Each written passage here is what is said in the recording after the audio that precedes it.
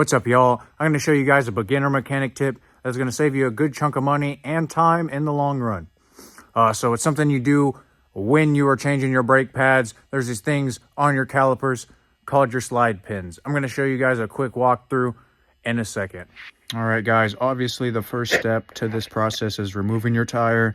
So I've already done that, exposing my brake caliper. As you can see here, my nice painted brake caliper. It is aftermarket, but it's just a replacement for the stock drum brakes on my 1996 Firebird. All brakes are different depending on the model of car that you get, but for the most part, this is pretty generic information. There might be a little bit of differences here and there, but you should be able to apply this to most any vehicles with disc brakes. All right, so right here, this nut is the beginning of our slide pin. You can usually identify that because they'll usually have a rubber boot on them that keeps moisture and debris out of it.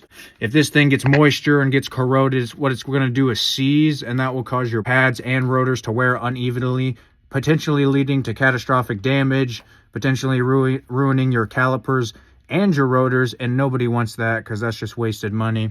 So anyways, on this particular vehicle, this Firebird, what you got to do is remove this bolt right here. So this allows the caliper to be disconnected from the mounting bracket. Usually a tip that I have is you want to take one bolt or one slide pin out at a time. That way there's a bolt holding it in there still. So that's what we got. We still got one bolt in there, and as you can see, it will just pivot downwards. We'll just slide it downwards, and that will expose our slide pin. Now we can just grab it. First, what you want to do, I guess, is take this rubber boot off. There's like a little groove right here where it sits, and then bam, this sucker comes right out. And as you can see, this has not been greased in a long time. So that's exactly why I'm doing this and making this video for you guys. All right, for the next step, basically you're just greasing it. Now they do make some things specifically made to grease and lubricate these slide pins, as you can see here. But usually all situations you can get away with just using grease or anti-seize. At least that's what I've learned. If you want to be super safe, just buy the particular stuff. It's definitely going to cost you more. That's the one downside.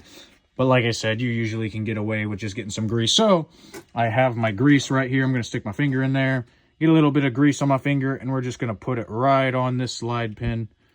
Sorry, the camera was unfocused.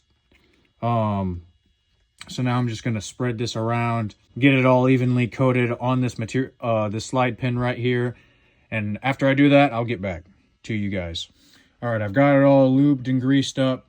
So literally the process of doing this, just like you were changing your brake pads, you're just going to put your brake pads back into the bracket how they were, maybe even depress this piston right here on your brake caliper. Depending on the vehicle, it might have more than one piston. So you're going to do that, and I'll show you guys in a second after I have done this. All right, so I got everything sliding back into position. So what you are going to want to do on your vehicle is you just put this slide pin right back in here. Feel how nice and easy it slides in there now that it's lubricated. And very important step, pop your boot back onto the little groove that it was sitting on. This one's being a little stubborn on me.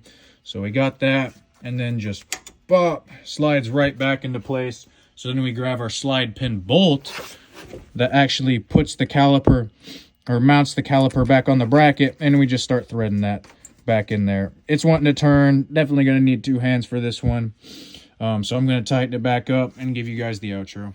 A little quick interjection here. Sorry about all the sniffling. I feel like I do that a decent amount in the videos so far, but I'm not going to lie. It's still winter time where I live. And as you can imagine, my nose just gets a little bit runny. So that is why that is happening. All right, guys, I got it tightened back up. As you can see, there is a specific torque spec for your brake system.